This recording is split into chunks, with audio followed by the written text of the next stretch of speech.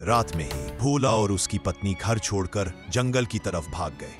वहां जंगल में एक मकान बनाकर रहने लगे। घर से खाने पीने का कुछ सामान साथ ले गए थे, जिसे खा पीकर कुछ दिन रहे। एक दिन भोला ने अपनी पत्नी से कहा, तुम आग जलाकर और पानी गर्म करके रखो, मैं शिकार करने के लिए जा रहा हूं। शिकार करके वापस लौटूं तो मांस पकाकर खाएंगे। भोला की पत्नी एक पेड़ पर चढ़कर देखने लगी। आग की खोज में उसने देखा एक जगह से धुआं उठ रहा है। धुआं देखते हुए वह आग पाने के लिए उस जगह की ओर चल पड़ी। वहां एक युवक रहता था। देखने में वह बहुत सुंदर था। उसने पुवाल में आग लगाई थी, जिससे धुआं निकल रहा था। भोला की पत्नी वहां से आग लेकर घर लौट आई। भोला शिकार लेकर घर पहुंचा। घर में मांस पकाकर दोनों ने खाया। उसके दूसरे दिन सुबह भोला फिर शिकार पर गया। उसकी पत्नी फिर आग लेने के लिए उसी युवक के पास गई और आग लेकर लौटी। इसी तरह रोज भोला शिकार पर जाता तो उसकी पत्नी आग लेने के लिए उस युवक के पास जाती। हर दिन उस युवक के पास जाने से दोनों की मुलाकात होने लगी और दोनों एक दूसरे के प्रेम में पड़ गए।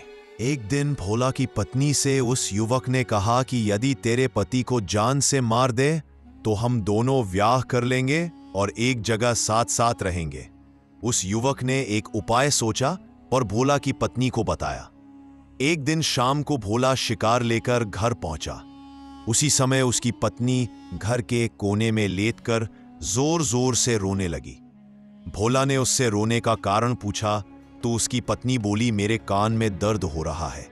नाग सांप का दूध लाकर कान में डालने से मैं जीऊंगी नहीं तो मर जाऊंगी। भोला अपनी पत्नी से बेहद प्यार करता था। वह तीर कमान लेकर नाग सांप का दूध ढूंढने निकल गया। एक जगह उसने देखा नाग सांप के बच्चे थे और वहां दूध था, पर बच्चों की मां वहां नहीं थी। इसी मौके का फायदा उठाकर भोला दूध लेकर घर आ गया। उसकी पत्नी अपने पति को नाग सांप का दूध लेकर आते देखकर अचरज में पड़ गई। उसने सोचा था दूध लाते समय सांप उसे डस लेगा और वह मर जाएगा, और उसके मर जाने पर अपने प्रेमी से वह विवाह कर लेगी। इसलिए पति को सकुशल लौटा देख उसे आश्चर्य हुआ। दूध उससे लेकर कान में डालने का नाटक किया और पति की आंख बचाकर दूध को फेंक दिया।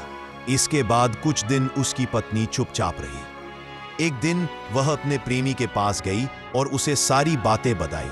क्या करने पर उसका पति मरेगा, इस बारे में वह युवक सोचने लगा। फिर उससे बोला, अब की बार अपने पति से बाघिन का दूध लाने के लिए कहना। जब वह बाघिन का दूध लेने जाएगा तो बाघिन उसे मारकर खा जाएगी।